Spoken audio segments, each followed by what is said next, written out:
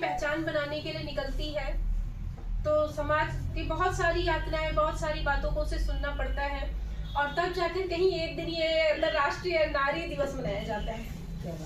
बाकी दिवस पुरुषों के ही होते हैं और पुरुष के साथ नारी किस तरीके से रहती है वो मैं यहाँ पे बताऊंगी। तो शीर्षक है खुद की पहचान। आईने में खुद को मैंने बार बार झांका, आईने में खुद को मैंने बार बार झांका जब उसने कहा कि तुम बदल गई। आईने में खुद को मैंने बार बार झांका जब उसने कहा कि तुम बदल गई हो। देखा मैंने चेहरा, देखा मैंने चेहरा, नैन नक्श वही है, गाल वही, बाल वही, चाल वही। फिर क्यों कहते हो कि तुम बदल गई हो, फिर क्यों कहते हो कि तुम बदल गई हो।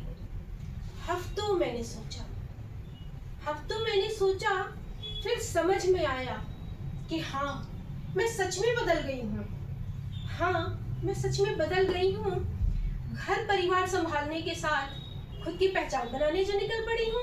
घर परिवार संभालने के साथ खुद की पहचान बनाने जो निकल पड़ी हूँ।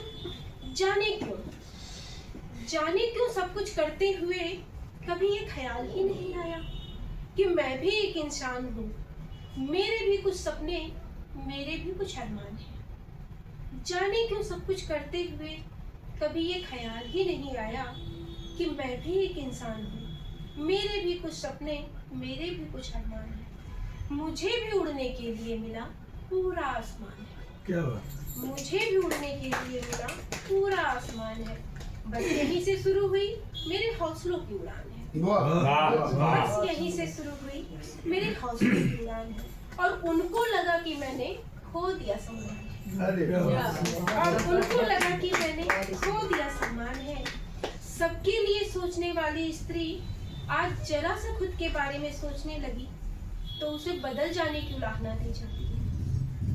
सबके बारे में सोचने वाली स्त्री को आज जरा सा खुद के बारे में सोचने पर बदल जाने की उलाहना दी जाती है। क्यों एक स्त्री को खुद के बारे में सोचने का हक नहीं है? क्यों वह सदा बेटी, बहन, माँ और पत्नी की भूमिका में बनी रहे? क्यों वह सदैव बेटी, बहन, पत्नी और माँ की भूमिका में बनकर रहे? क्यों वह अपने विचारों को अभिव्यक्त करने में अक्षम? क्यों वह अपने विचारों को अभिव्यक्त करने में अक्षम रहे? आखिर क्यों सिमटे सपने स्त्रियों के? आखिर क्यों सिमटे सपने स्त्रियों के?